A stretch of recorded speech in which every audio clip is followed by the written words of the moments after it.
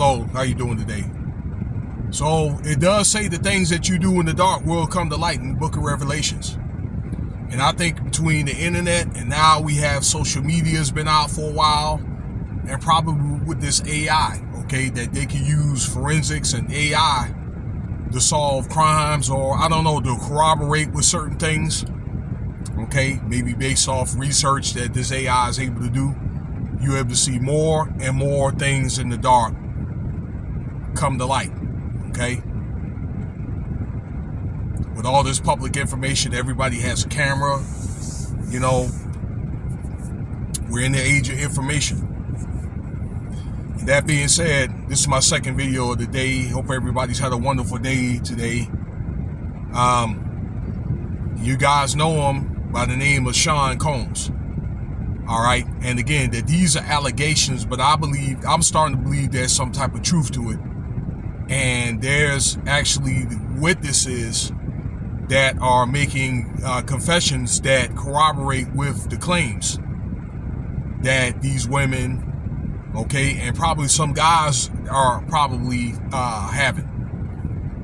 And I just think it's a reflection of Sean Combs, you know, dude. I mean, although, yes, you can't deny that he's one of the greatest hip hop producers there is.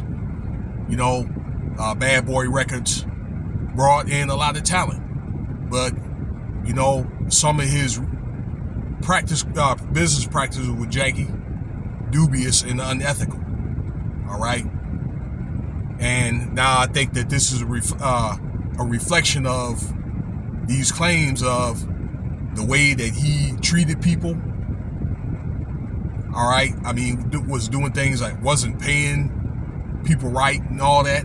Okay, and now, you know, again, you having allegations of him beating on women and using women, you know, for sex objects. I mean, you even hear, well, I've seen some pictures about of maybe cross-dressing, wearing blonde weave, and you have allegations with him with men now. Okay, well, I've heard those allegations for quite some time, the last 15, 20 years. So, that being said, Sean Combs, you got to know him as P. Diddy, Puff Daddy, the head executive of Bad Boy Records, okay, is in the news for 2 more claims, all right, of like sexual harassment or manipulation, that kind of thing. And it's speculated that if he has to come out of pocket, then he could lose as much as half of his fortune, which he built up, which is pretty close to $1 billion. All right. And I wouldn't be surprised now if it's more than that. All right. Now, again, I mentioned that he wasn't paying a lot of his artists. Okay. And now you have these groups like Me Too, and you got hashtag, and from the momentum of these groups and the impact that it's causing, okay, where a lot of particularly like wealthy men have been getting caught up, is getting to where people are not afraid to confess anymore. Okay, people are coming forward, and if anything else, it'll probably help somebody else get their claims, okay, if nothing else. I'm starting to hear many of these claims are within a statute of limitation now. That's what, you know, I'm starting to see online now in more recent times, because a lot of those, you know, rape or sexual assault, they have a certain type of window of what is it, statute of limitations. I'm understanding like what, 15 or 20 years, okay. And I'm starting to, and a lot of these claims now are starting to become in fruition. You know, like I started to question probably when a lot of these claims come out, why people wait so long, okay? And again, I probably said that they were probably afraid of repercussions, or somebody, you know, may end up getting at them or whatever, okay? But again, things are changing now, all right? to where, if nothing else, then these men, and maybe some women too, like Puff and, you know, a few others, okay? There's many, many others, not just him, okay? No matter what skin color or demographic, are getting caught up. But we're going to talk about him. Although there's other guys like Jamie Foxx, Axl Rose, there's some claims, a few others, Cuban Gooding. I've even, you know, understand some claims about Usher. All right. But we're going to focus on P. Diddy. All right. So I understand this comes down from women that he dated, where P. Diddy, all right, was witness putting his hands on Kim Porter, and Kim Porter complained about that. Now that's the mother of his oldest son, all right, that, you know, he was a hothead. Also, two other claims from women that he dated or tried to date or whatever, okay, that, and this comes down from this head of security.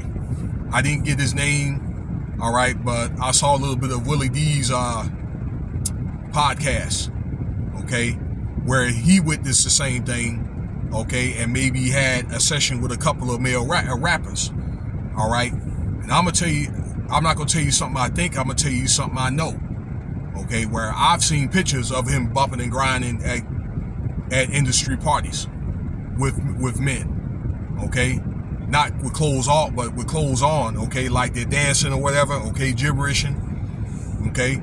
And there was an allegation from the rapper Fabulous, okay, about him trying to do the same thing, but I guess Fabulous turned it down, okay, or he didn't get down like that, okay. But then, back to the allegations. So there's been at least 2 or 3 other allegations, and this is what P. Diddy is being sued about, okay. One of the other allegations, I seen them talk about it because I'm subscribed to him, was Gene Deal. He was another security head in his younger days, all right, about him witnessing making very similar claims. You know, a lot of these guys, okay, that these rapper guys or people just in general that end up becoming in billionaire status, and I'm not saying that they did it, but guys like Jay-Z, Dre, Sean Combs, okay, but people like that, and again, I'm not saying them, but for them to rise to succession in 20, 30 years, usually they have to step over a lot of heads to get it. And just do some things. Some do some things I'm not going to say is wrong. Not just, oh, well, that's an understated statement, but just not right. Okay? A lot of things. That is. And I just told you what a lot of those, you know, those factors were in this video. Okay? So we're going to see what happens, but it looks like to me between these allegations, and they're probably going to come to light, all right, because you got the courts watching, and, you know, with these movements and all that, I probably can see P. Diddy coming out of the books, you know what I'm saying, and he's going to be in the world of hurt, not just his reputation, but financially, okay? If these claims keep coming out, he's going to be damn near broke. How many more of these claims are going to come up? Just as much as these, you know, I think that these black men are being rounded up, okay?